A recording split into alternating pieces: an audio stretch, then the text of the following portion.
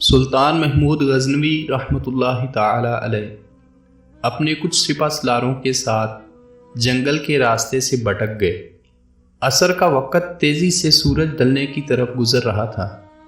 سلطان جنگل میں راستہ تلاش کرنے میں سرگرداں تھے کہ ایک ہندو دھرم کی شہزادی پر نگاہ پڑی جو اپنی کنیز کے ساتھ شاید شکار پر نکل آئی تھی۔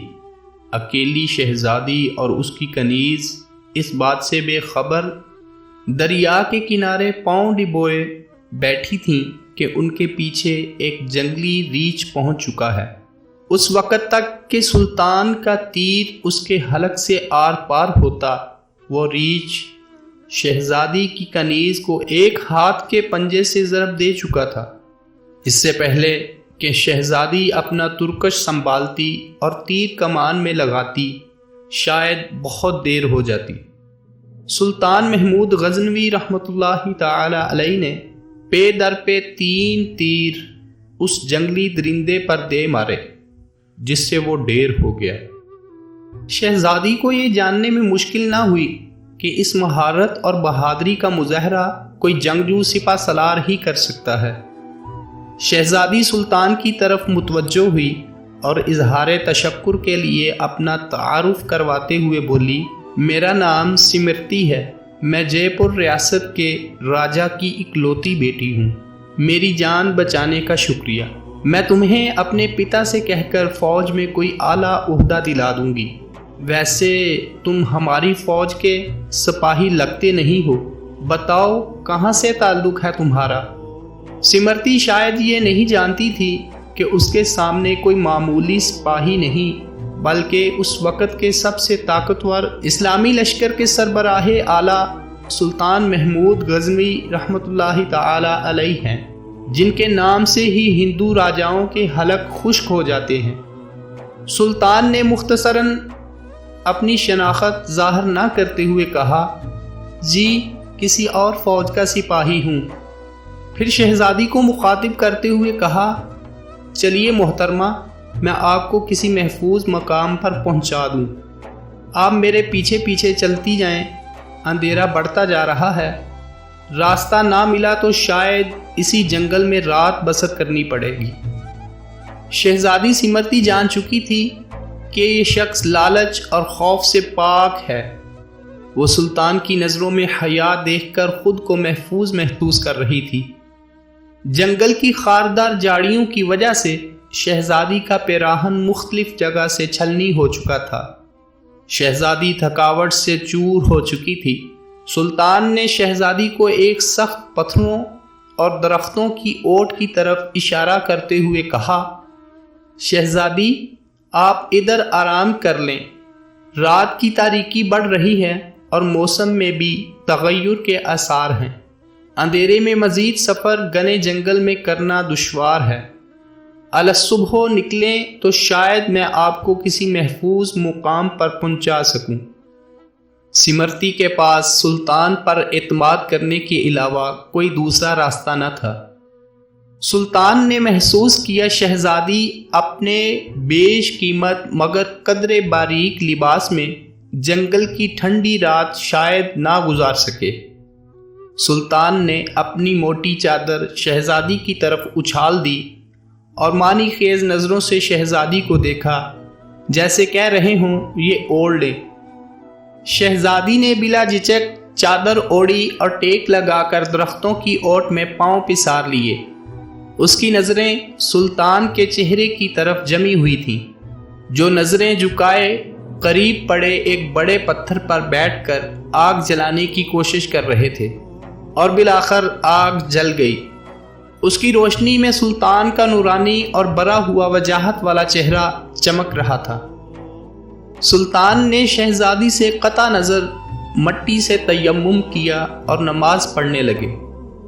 شہزادی کو جھٹکا لگا، اوہ یہ تو مسلمان لگتے ہیں۔ ایک دفعہ تو شہزادی کانپ گئی، کہیں غزنی کے لشکر سے تو نہیں، یہ تو لٹیرے ہیں، گائے بیس بکری سب کا ماंس کھاتے ہیں، یہ مجھے زندہ نہیں چھوڑیں گے۔ لیکن اگلے ہی لمحے شہزادی اب تک اس کے ساتھ گزرے وقت کو یاد کرنے لگی۔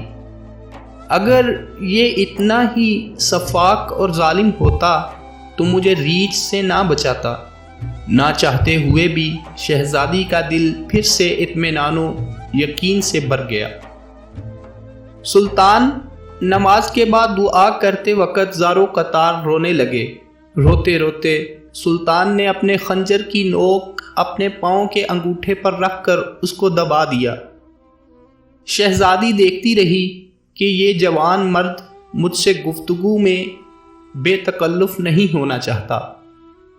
الصبح سلطان نے شہزادی سے کہا، اب ہمیں نکلنا چاہیے۔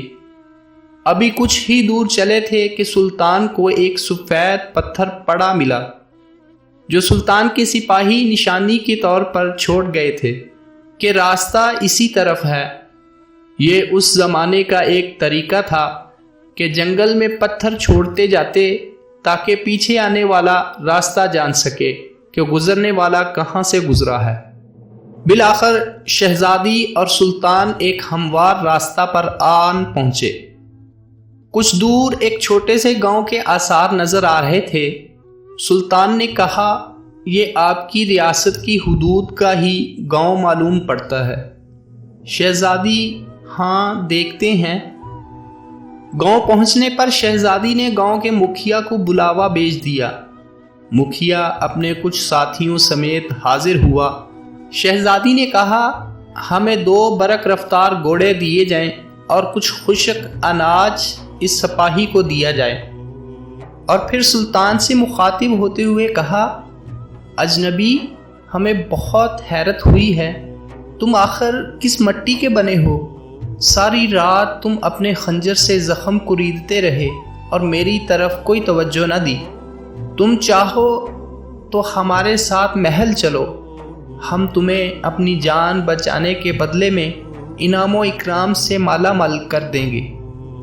سلطان نے گھوڑے پر سوار ہو کر شہزادی سے کہا، شہزادی صاحبہ، زخم اس لیے کریدتا رہا کہ آپ کا حسن میرے ایمان کو زد نہ پہنچائے اور میری توجہ میرے درد کی طرف رہے، آپ کی طرف نہ بڑھے۔ شہزادی نے کہا، کیا تمہیں یہ موقع گنوانا چاہیے تھا؟ ہم سے خلوت میں ملاقات کے لیے لوگ اپنی ریاستیں دستبردار کرنے کو تیار ہو جاتے ہیں۔ سلطان نے کہا، شہزادی، میں مسلمان ہوں اور محمد مصطفیٰ صلی اللہ تعالی علیہ وآلہ وسلم کا غلام ہوں۔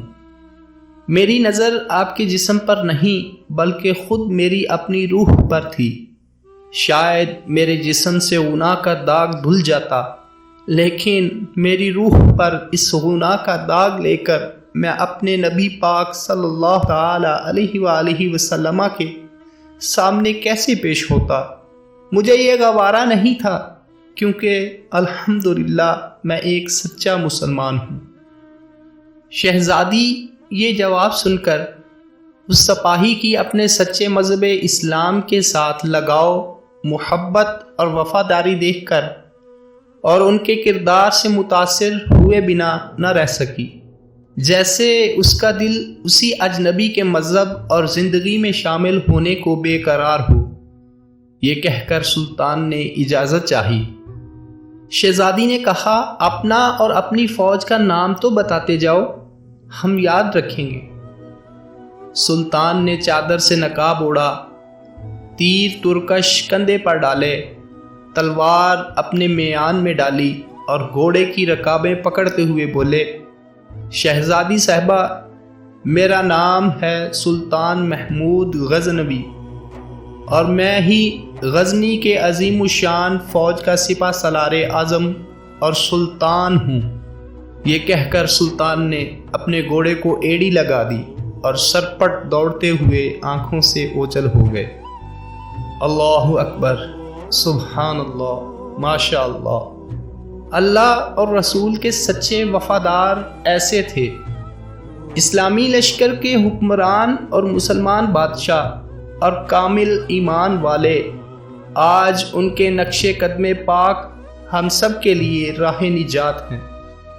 داستان محبت کے معزز سامعین محترم، امید کرتا ہوں رب ذوالجلال کے پاک اور عظیم الشان گر سے کہ آپ کو یہ آج کی مختصر سی داستان ضرور پسند آئی ہوگی، اور اگر پسند آئی ہے تو اپنی محبت کا اظہار ہمارے چینل داستان محبت کو سبسکرائب کر کے لازمی دیجیے گا۔